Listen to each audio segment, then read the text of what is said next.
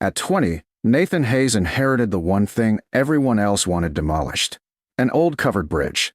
His older brother inherited the family ranch. His sister received the investment accounts. His cousins divided Grandpa Samuel's antique collection. The lawyer unfolded the final page of the will, and to Nathan, he placed a weathered iron key on the desk. Samuel Hayes leaves you Blackwater-covered bridge, including the bridge house. The room fell silent. Then laughter broke out. The bridge, his brother said. The county closed it 15 years ago, his cousin added. His aunt shook her head. It can't even carry traffic anymore. Another relative smirked. You inherited termites. Nathan quietly picked up the heavy key. It was forged from black iron. The bow of the key was shaped like two interlocking oak beams. Engraved along the shaft were 4 simple words. Strong things carry others. His grandfather had repeated those words since Nathan was a child. Back then, Nathan thought he was talking about bridges. Now he wasn't so sure. 3 days later, Nathan drove to Blackwater Creek. The covered bridge stretched gracefully across the river, its weathered oak siding glowing beneath the afternoon sun. The bridge had stood for nearly 180 years. No cars crossed it anymore. The modern highway bridge a mile downstream had replaced it long ago. Wildflowers grew between cracked stones leading to the entrance. The creek below shimmered like polished glass. At one end of the bridge stood a small 2-story wooden structure attached directly to the timbers. The old bridge house. Once, it had sheltered the bridge keeper who collected tools and maintained the crossing. Its windows were dusty. Its chimney leaned slightly. Yet the building still looked surprisingly sturdy. Nathan unlocked the front door. The scent of aged oak, pine resin, and fireplace ash greeted him. Dust floated through beams of sunlight. An old desk faced the bridge. Ledgers filled one bookshelf. A cast-iron stove occupied one corner. Everything appeared frozen in time. Grandpa Samuel hadn't abandoned the bridge. He had simply waited.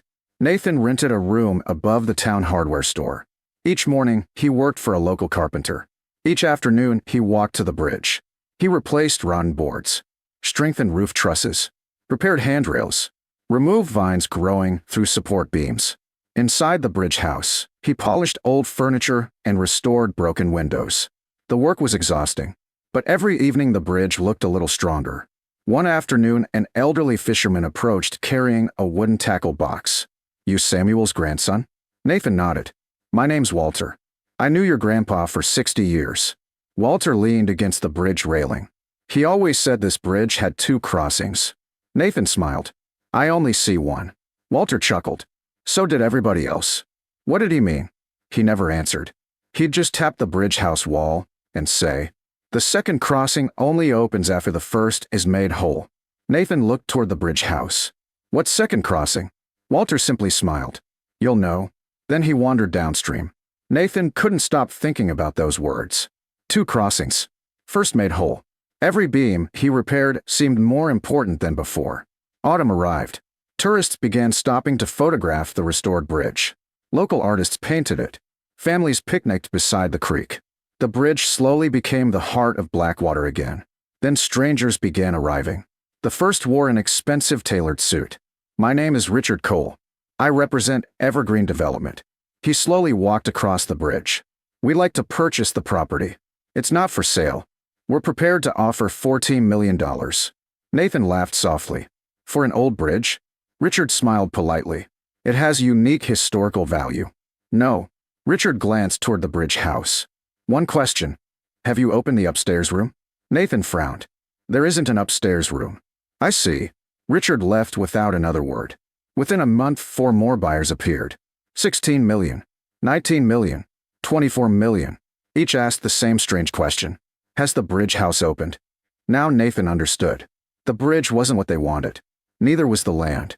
It was the bridge house. Winter approached. The final replacement beam slid perfectly into place beneath the bridge roof. Nathan stepped back, smiling. The restoration was finally complete. As sunset painted the creek gold, a loud wooden crack echoed through the bridge. Not a dangerous crack, a mechanical one. He hurried inside the bridge house. The old fireplace had shifted slightly. The stone mantel now sat several inches farther forward. Nathan examined it carefully. Carved into one stone was the same symbol engraved on Grandpa's key. 2 interlocking oak beams. Below it was a hidden keyhole. His heartbeat quickened. Nathan inserted the iron key. It turned with surprising ease. Deep inside the wall, ancient wooden gears rumbled. The entire fireplace slowly rotated away. Behind it stood a narrow staircase descending beneath the bridge. Nathan grabbed an old oil lantern hanging by the door. The stone steps spiraled downward beneath Blackwater Creek. The sound of flowing water echoed softly through the tunnel. At the bottom stood an enormous oak door reinforced with hand-forged iron struts. Across its center someone had carved Grandpa Samuel's familiar words. "Strong things carry others." Nathan unlocked the door. It slowly opened. He stepped inside. His lantern illuminated a breathtaking chamber. It stretched beneath the river itself. Massive timber arches supported the ceiling like the ribs of an enormous ship. Beautiful wooden models of famous historic bridges filled polished display tables. Original engineering drawings lined the walls. Shelves overflowed with handcrafted tools, journals, surveying instruments, and centuries-old blueprints. At the center stood an enormous drafting table. Resting upon it was a sealed envelope. Across the front, Grandpa Samuel had written 3 words. For Nathan only. Nathan carefully opened it. The first sentence brought an immediate smile. "If you're reading this, then you repaired the bridge before asking why it mattered." He whispered softly. "You knew I would." He continued reading. "The bridge isn't your inheritance." At that very moment, a series of hidden wooden gears began turning somewhere beyond the chamber. One entire wall of beautifully crafted bridge models slowly swung outward. Behind it, another hidden room began to appear. The hidden wall completed its slow rotation. Nathan stepped forward, lantern held high. Unlike the engineering chamber, this room wasn't filled with bridge designs. It was filled with names. Thousands of them. Leather-bound ledgers stretched across handcrafted walnut shelves. Framed photographs covered the stone walls. Maps marked old settlements that no longer existed. At the center stood a massive oak table carved in the shape of the covered bridge above. Another envelope rested there. Across the front, Grandpa Samuel had written, "Read this last." Nathan unfolded the letter. "If you've reached this room, you've already learned the first lesson. A bridge is never built for itself. Neither is a good life." Nathan looked around the chamber. His grandfather explained that for nearly 50 years he had quietly searched for forgotten communities whose stories had nearly disappeared. Whenever he restored an old bridge, he also interviewed longtime residents.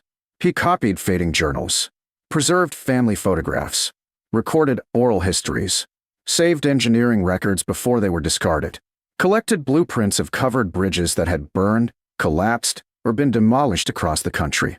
But that wasn't his greatest work. Many small towns had once depended on those bridges.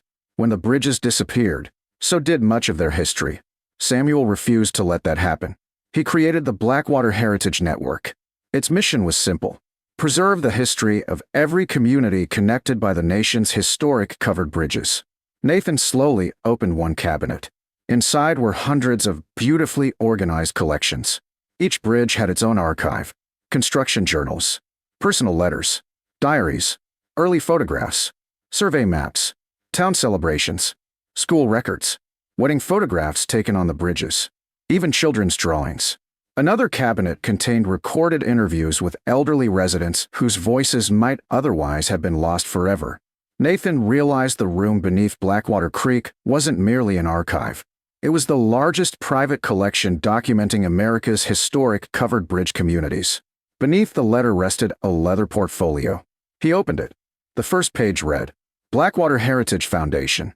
Current assets, $268,900,000. Nathan stared silently. The foundation had grown through museum partnerships, preservation grants, educational publishing, historical licensing, carefully managed investments, and decades of donations from families whose local histories Samuel had helped preserve. Every dollar remained dedicated to one purpose: saving history before it disappeared. The final legal clause explained everything. Control transfers only to the heir who restores Blackwater Covered Bridge before discovering what it protects. Nathan smiled. You trusted the bridge to choose. There was one final handwritten page. My dear Nathan, people believed I spent my life repairing old bridges. I didn't. I repaired the distance between generations. When people lose the stories of where they came from, they slowly lose part of themselves. Nathan remembered walking beside Grandpa as a child. Every trip to inspect a bridge somehow turned into hours of conversation with local families. Back then he thought Grandpa simply enjoyed talking. Now he understood. He had been preserving memories before they vanished forever. The letter continued. A bridge only matters because someone crosses it. Knowledge only matters because someone shares it. Never let either stop. The final line carried the familiar words engraved on the iron key. Strong things carry others. Nathan folded the letter carefully. Within weeks, preservation experts, attorneys, historians, and foundation trustees arrived at Blackwater. Every document was verified. Every archive authenticated. Ownership of the Blackwater Heritage Foundation legally transferred to Nathan. The story spread across the country. Reporters expected another headline about a young man inheriting hundreds of millions of dollars. Instead, Nathan surprised everyone. The foundation isn't mine. It's everyone's. One reporter asked, "Then what happens now?" Nathan smiled. "We keep building bridges." The covered bridge reopened the following spring. Not to automobiles, to people. Visitors walked through exhibits inside the restored bridge house explaining the history of covered bridges and the communities that built them. Below, the hidden archive became the Samuel Hayes Center for Community Heritage. Researchers traveled from universities across the country. Families brought boxes of old letters they had nearly thrown away.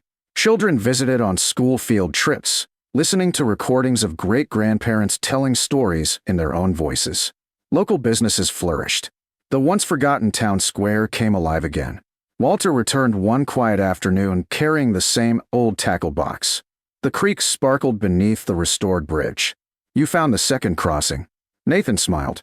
"It wasn't another bridge." Walter nodded. "No, it was everything this bridge connected. Families, communities, generations." Walter tipped his hat. Samuel would have been proud. Several years later, Richard Cole returned. He stood quietly inside the Bridge House Museum, watching visitors admire photographs and handwritten journals. He unfolded another purchase offer. $50 million. Nathan didn't even read it. "You still think you're buying timber?" Richard sighed.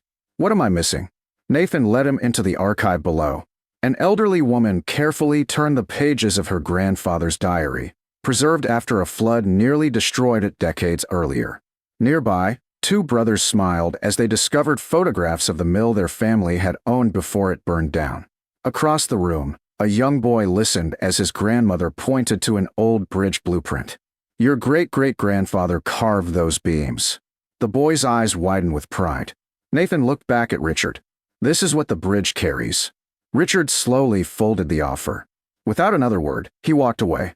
Near the entrance of the bridge house, Nathan placed Grandpa Samuel's iron key inside a glass display. Beside it rested the original foundation charter and Grandpa's final letter. Above them, carved into polished oak, visitors read four simple words. "Strong things carry others." People often asked what priceless treasure had been hidden beneath Blackwater-covered bridge. Some guessed gold, others imagined rare artifacts. Nathan always gave the same answer. The treasure was never beneath the bridge. It was everything the bridge kept connected. People once laughed when a 20-year-old inherited an old covered bridge everyone believed belonged in the past. They saw weathered beams, worn planks, and a forgotten bridge house. Nathan saw what his grandfather had always understood. The strongest bridges aren't remembered because they survive storms. They're remembered because they help people find one another. And long after the creek continued flowing beneath Blackwater-covered bridge, Samuel Hayes' greatest legacy remained exactly where he intended it to be. Not in the timber, not in the foundation's fortune, but in every story, every family, and every generation that found its way back across the bridge.